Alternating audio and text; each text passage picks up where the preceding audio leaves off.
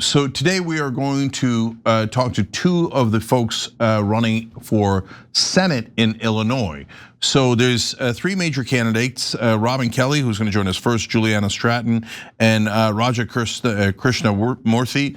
But Krishnamurthy has decided not to join us, so he's apparently doesn't want your vote. So that's interesting, and you should take note of that.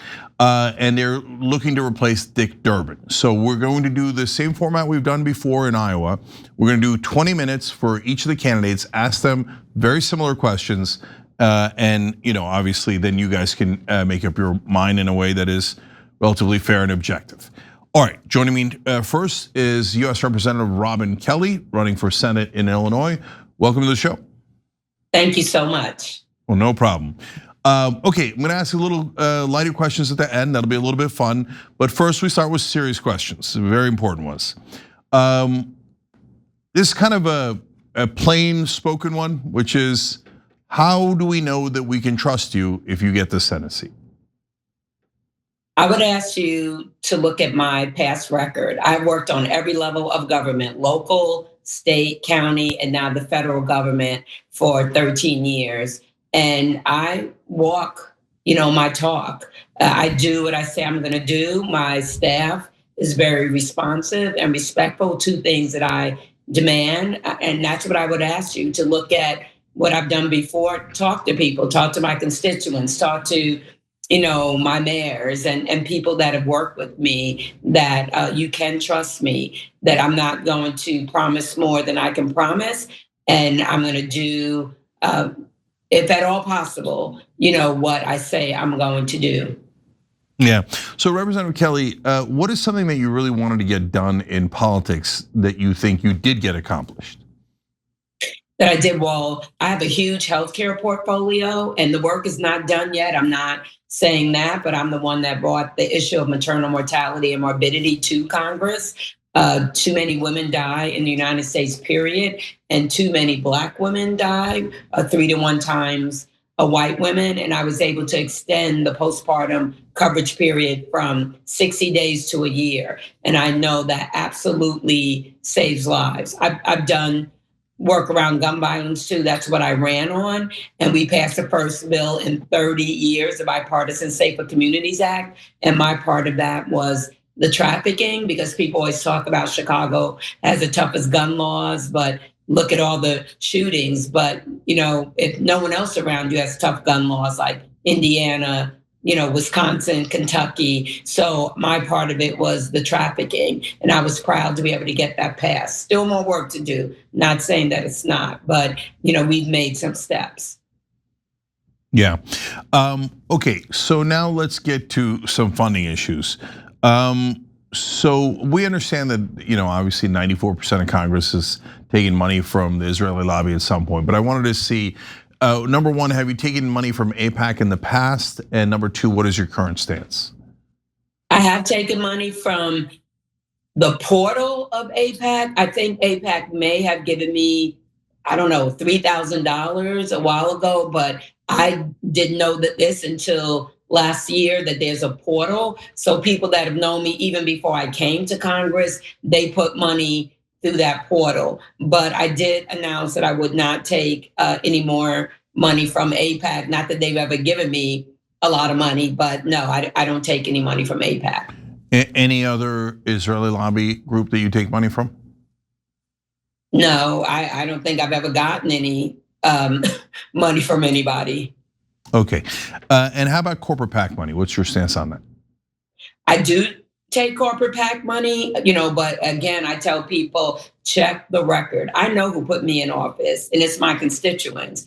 And that's how I vote, no matter who gives me money. And, like I'd say, if someone gives me $1,000 or $2,500, that is not gonna sway me from what I think is the right thing to do. Again, I know why I'm there. I know who I serve and who puts me in office, and that's who I work for. So why do you think that we haven't been able to pass something as simple as paid family leave in Congress? It polls at 84%. over 90% with Democrats, and even 74% with Republican voters. So really, among the American people, there's no objection to it at all. We're among the very few countries in the entire world that don't have it.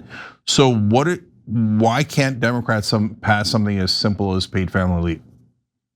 Because I think even people believe in universal background checks. There's a lot of things that the majority of people believe in, but if you don't have the right people at the table at the same time voting, things don't get passed. And I mean, it becomes a numbers game also. And in the Senate, we need 60 votes to get things passed. I know people agree with it. I agree with it. And but we have to have 218 people in the House and 60 people in the Senate that agree with it, and a president that won't veto it.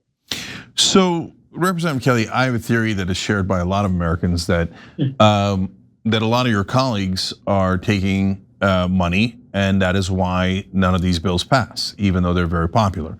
So we can't negotiate drug prices, even though everyone, literally everyone, wants lower drug prices outside of Big Pharma, but Big Pharma owns Congress. Okay.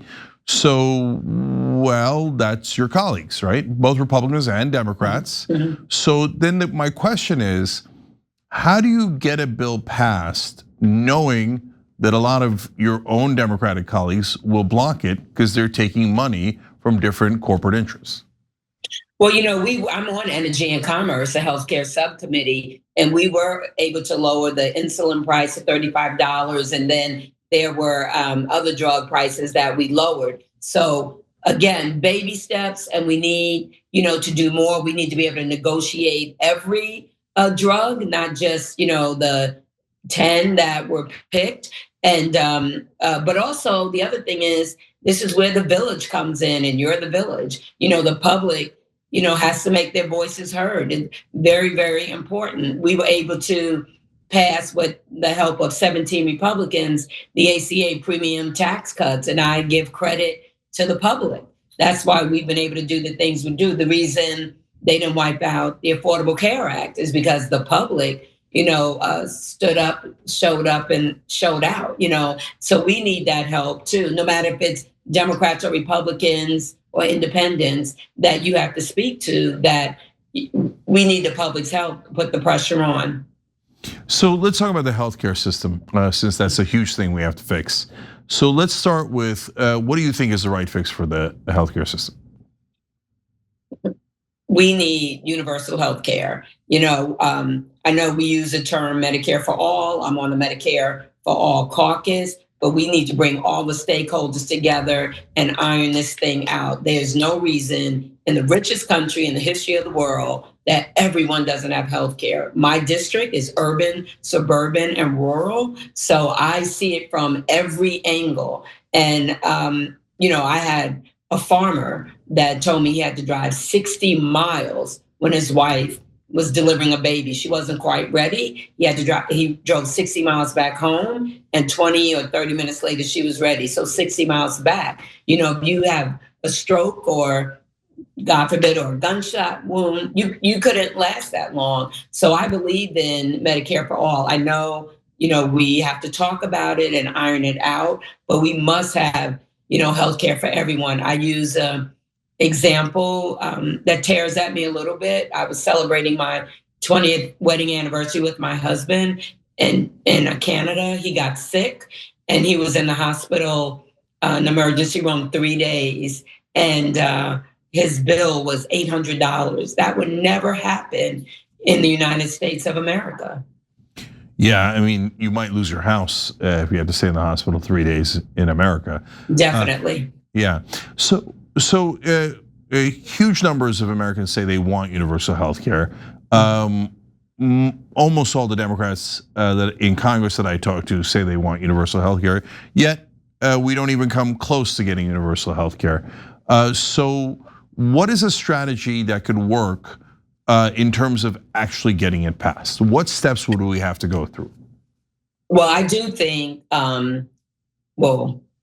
I'm running on a platform of people over profits. So one thing we have to do is get millionaires, billionaires, and corporations to pay their fair share. So we have the money to do, some of the things that we want to do. I'm not asking for more, but at least pay their fair share. But I do think we need to bring everybody to the table, so we can iron it out, not, us saying you're just going to do this. I think that we need to hear from everyone about it. There's a bipartisan doctors caucus, and I listen to them, sometimes also, but a lot of different people. I've talked to many different groups. Like I said, healthcare is my biggest portfolio, but I think we need to bring everybody to the table, and that we need to set a goal. By this time, we are going to do this, and even if we have to, build upon it, we can't get everything done at once, but we need to get it done sooner than later.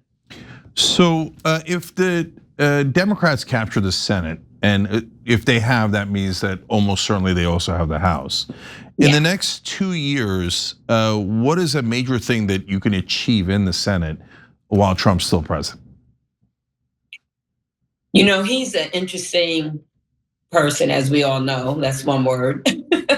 But I believe, if Democrats take over, he might even have a different look, because I grew up in New York. I grew up, with this man, and some of the things he says now, that is not what he said before. You know what I mean? So I call him a Trumplican, not a Democrat or a Republican. But I think that, we need to look at healthcare. We have to look at immigration reform. We have to. And I think that we need, even with him being president, but depending on the numbers that we have, he might go along with the program. When I think about the Epstein files and what happened there, that, they will no, then all of a sudden, people voted for it. And the same thing with the premium, tax cut, that was in the House, not the Senate. But I think those things, I think some more around gun violence prevention. And also the other thing, I'm naming a lot of things, but also building back the Inflation Reduction Act, because, he paused a lot of the projects, and that was the biggest investment in the environment. And I think we can build back some of those things too. I think when he doesn't have his army around him, with Repubs on both sides, I don't think he'll be so big and bad. Yeah, you could build it back better, maybe. Oh no, yeah, we can't go back to, even when we take over, it can't be what was before. That was not good enough. There were too many people, that couldn't punch their ticket to the middle class. When I think about young people, imagine, could they ever buy a house, or could they even afford to have kids with the cost of childcare, which needs to be capped? So you mentioned immigration reform first. So that's another one where there was a group of 14 compromise a million years ago. I didn't like it because they were basically had to be indentured servants for 14 years. But even that they said was too lenient, right? A pathway to citizenship that takes 14 long years, right? So now that's totally dead. Now that's a thing that the Trump voters are not divided on. They're divided on war, they're divided on Israel, etc., but they're not divided on immigration. So they don't really want to budge an inch. So how in the world do we get immigration reform? But what you say, that they don't really want to budge an inch. I said my district is urban, suburban, and rural. I have 4,500 farms. Most of those people don't look like me and don't vote like me. They want immigration reform. The Chamber of Commerce which can be a little to the right sometimes, or more to the right, they want immigration reform, because maybe not for the moral reason, but for the economic reason. They are hurting because of what he is doing now. I've spoken to many a farmer, and the people that they have working, with them, they want to see immigration reform. Chambers of Commerce, when you look at healthcare, how many people are doctors or nurses that don't even come from this country? So I do think we would have more help. Again, the pressure needs to be put on members of Congress and the Senate that this is what the village wants. But I think we can get that done, for moral and economic reasons. And when you think about over 11 million people pay into a system they don't get benefits from, when you think about the dreamers, they just need to become American. It's absolutely ridiculous. Representative Kelly, there's the War Powers Act resolution, and a lot of Democrats who said they were against the war say they are actually going to fund the war. Do you think those Senate Democrats who vote to fund the war are wrong? I don't want the war funded. I just feel like we have issues in this country. We have affordability issues, and then we're in another war. And the peace president supposedly said he wanted to be the peace president. So how do we have money to fund this? But then we're talking about, the big ugly bill is not in full effect yet. After November 2026, if we don't take back a chamber, do something that, millions and millions of more people will lose their health care. You already cut SNAP for people, lowered the age. So, we could take that money and use it for people here who are suffering, who are, just not, that they can thrive, not just survive. Now, I'm not saying, the regime was a good regime. It was not. And Venezuela was not a good regime, but are we going to run around and take out, all the leaders we don't like? A lot of us don't like him. Should someone come and take him out, or giving Argentina $20 billion to bail them out? We should not be doing that. We have too many people with too many needs in this country. Right, yes, taking out world leaders is not a great idea for international relationships, that's true. And so, all right, now let's go to the lighter part. Deep dish or tavern pizza? Deep dish or what? Or tavern pizza? You know what? I didn't even know what tavern pizza was. I'm from New York, so I'm used to thin. I heard that term tonight, believe it or not. Okay, interesting. All right, so we asked that only because you're running in Illinois, and obviously Chicago known for deep dish and tavern right. pizza. No, I'm a thin crust girl. Okay, clear. What's your favorite TV show these days? Oh my gosh, my favorite TV show. That's a good question. I've been watching a lot of Netflix, but I'm just going to tell you my dirty pleasure is Dancing with the Stars. Sure, of course. Did you see the episode Tucker Carlson was on back in the day? I don't remember that one, but maybe I wanted to forget that on purpose. Yeah, no, he was on, I think just for one episode, got voted out immediately. Okay, and what's the extracurricular activity you did in high school, if any? Like sports, band, anything along those lines? Oh, I did a lot. I was in the theater club, going to the theater, not actually acting. I was captain of the girls' basketball team. So those two things. All right, so you're a hooper. All right, last one's a serious, back to serious.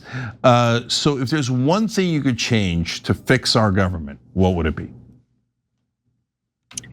I would go to making millionaires, billionaires, and corporations pay their fair share, because when they do, we could do so much more around housing, healthcare, raising the minimum wage from $7.25 an hour, investing in the environment and economic development and economic growth. And as I said, capping childcare costs. So, we could do more with more money. And then I'll just sneak in campaign finance reform.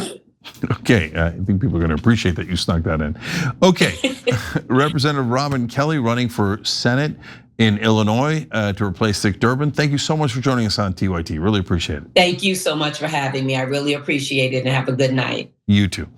All right, guys. Now, next up is going to be Lieutenant Governor Juliana Stratton. She's running for the same seat, and we're going to ask her similar questions. So, are we taking a break, guys?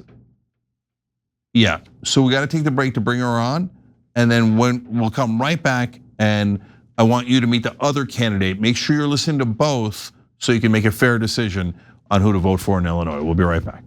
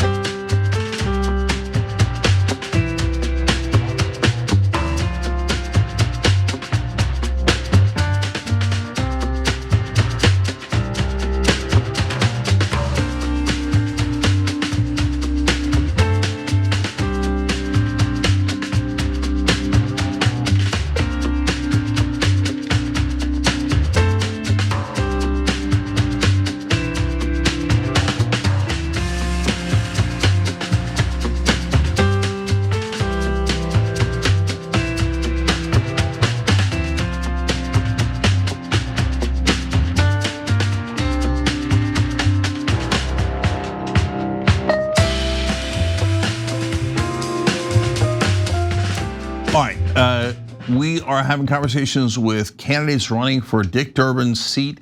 That is the Illinois Senate seat. Very, very important. Just talked to Representative Robin Kelly. Now we're going to talk to Lieutenant Governor Juliana Stratton from Illinois, obviously. Thank you for joining us, Lieutenant Governor Stratton. We appreciate it. Thank you for having me. Yep, no problem. All right, so first question is, plain spoken one, how do we know we can trust you? How do you know you can trust me? Well, I think about what I've always done as a leader, both before becoming an elected leader and since that time. You know, when I think about when I was elected to state representative, that was 10 years ago. And I ran for office because my mother, I was caring for my mother. I was her primary caregiver. She had Alzheimer's. And I ran because there was an effort to strip away health care from seniors like my mother. That's what motivated me. And I ran against a state representative, a 13-year incumbent, and I won because I knew that government should and can be a force for good. I can tell you that when I got to the House, there were lots of people who told me, you know, you're new here. You just kind of sit down and learn the ropes. You don't need to speak too much. You don't need to do too much. But I got to work and I rolled up my sleeves because I knew that I was there to represent the people. And I passed 10 bills that I was the chief sponsor in the House, 10 bills that got signed into law because I knew that I wasn't there to just sit around and just kind of learn the ropes. I was there to deliver for the people that I represented. And the same thing happened when I ran alongside Governor Pritzker as his lieutenant governor. We ran as a ticket. We said we wanted to get big things done for the people of Illinois, and we look now 7 years later, the things that we set out to do have gotten done. We've raised the minimum wage. We've put us on a path to a clean energy future. We've made Illinois a true island for reproductive freedom in the Midwest. We've passed common sense gun legislation, including an assault weapons ban, and we've created thousands of jobs. So that's an example of not just talking the talk, but walking the walk. It's what I want to do in Washington, D.C. In fact, I always say that I want to take the Illinois blueprint with me to Washington to get things done for the people. Okay, so the next question is going to make you choose, because what I was going to ask you is, what is something that you got into politics for that you think you might have accomplished? You gave us a list of that to some degree just now. So of those, maybe the way to ask it is, which one are you most proud of? Oh, well, I mean, there's several things that I'm very proud of. One that I'll speak of in particular is the birth equity initiative, which I led. You know, I called the governor a couple of years ago and said in 2024 and just said, I'm really proud of what we've done to protect reproductive freedom in our state, but Black women are still dying at a rate that's 3 times that of our white counterparts. And I said, we need to do something about this. And to his credit, he said, absolutely. And so I was able to lead what is called the birth equity initiative in our state. And I did that recognizing my own experience as a Black woman, being the mother of 4 daughters and hearing from my daughters about, just some of their own concerns and the fears of their friends of giving birth in a system that wasn't always built for them. And so I gathered a group of Black women, doulas and midwives, and we had a wonderful conversation about how they are on the ground. They know how to shift this system, how to provide more care that's needed. And because of my leadership here in Illinois, now doulas and midwives and lactation consultants are covered whether you have private insurance or Medicaid. And I'm really proud of that. And that's an example of when I said that I ran in the first place to really just make sure that we expand access to healthcare for Illinoisans. This is another example of expanding access to healthcare. I've been fighting for healthcare since I got to elected office, and I certainly want to make sure we keep doing that in Washington, especially with millions of Americans being stripped of the care they deserve. Okay, so I want to come back to healthcare in a minute, but first, now we understand that a significant percentage of politicians in this country and legislators have taken money from AIPAC or the Israeli lobby before, obviously a hot issue now. So have you taken money from AIPAC before, and what is your current stance?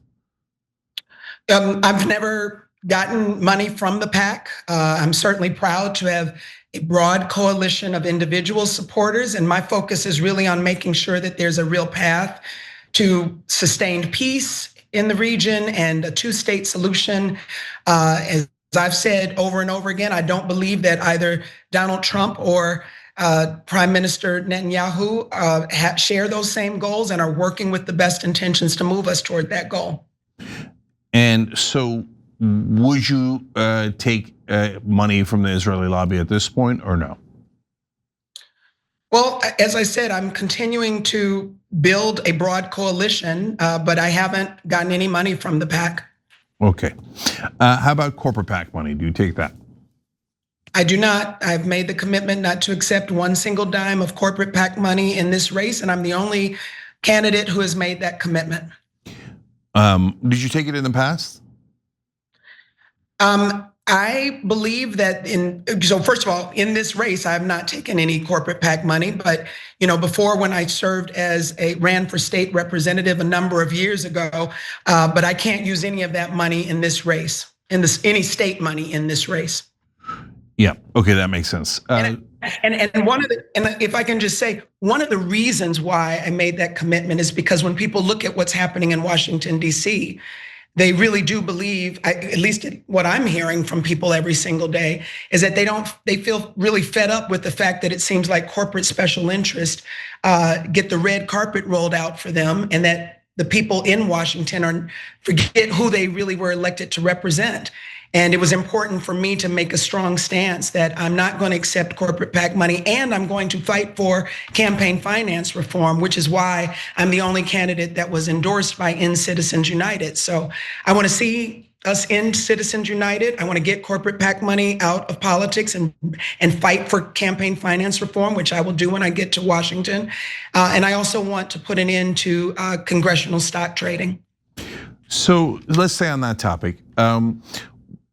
There's many laws that are very popular in the country. One example is paid family leave. It polls at 84%. In fact, I often ask on the show, do we really live in a democracy if you can't pass a bill that's at 84%?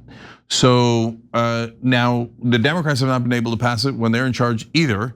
And so when it comes to certain issues, that's an obvious one that's very popular. Another one is negotiating drug prices at over 90% in popularity, and yet somehow magically the Democrats can't pass it either. So obviously money has an enormous effect in Washington. So if you're in the Senate, how do you get around that fact? Because it's not just Republicans, it'll also be some of your Democratic colleagues taking money from drug companies, et cetera. So how do you get a bill passed in that environment? Well, that goes back to what I just said of what people are so frustrated with right now. It is an environment that seems to reward people who take corporate, PAC money, and I think it leads us to be to see a government that doesn't have political courage. And I always say that my role as a senator will be to pass common sense legislation. It will be to use my bully pulpit to speak out and hold this administration accountable and speak about the issues that matter to people. But my role will also be to push our party to be bold, to be courageous, because that's what people are looking for. We've here in the city of Chicago and the state of Illinois, we've been looking at what's happening with Operation Midway Blitz for several months in the city of Chicago and the state of Illinois. And I always say, when I'm looking at people out in the streets saying no kings or hands off my health care and all the things that we hear people saying, that's an example of them saying that's the leadership that I'm looking for in Washington. So we need new leadership. We need new energy. We need people who are going to be bold. We need fighters and not folders. And by the way, I'm the only one in this race that has made it clear that I'm not going to support Chuck Schumer for leader, because I really believe that we need the energy to meet this particular moment and get things done for the people. Interesting. All right, how would you fix our healthcare system? What do you think is the best solution?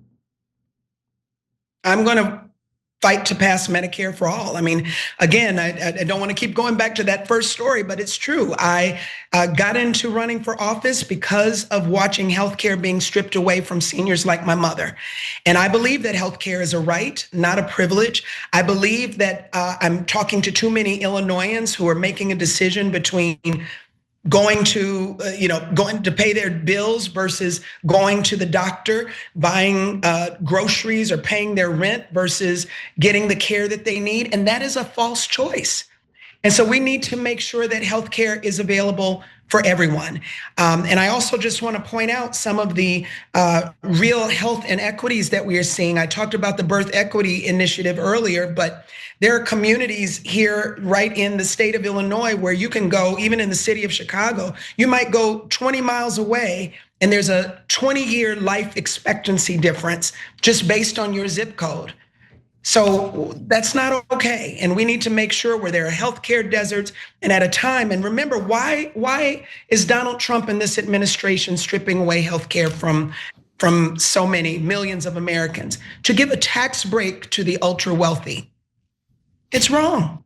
So I'm going to fight for Medicare for all. I'm going to fight for universal healthcare so that everyone who needs a doctor can see one. So stay on that for one more second. So that's the urgency of the situation. But when you go to fight for Medicare for all, you'll see, of course, every Republican's opposed to it, but not just that, a great number of, again, your Democratic colleagues will be opposed to it. So in that environment, what are steps we can take to get eventually to being able to pass that bill?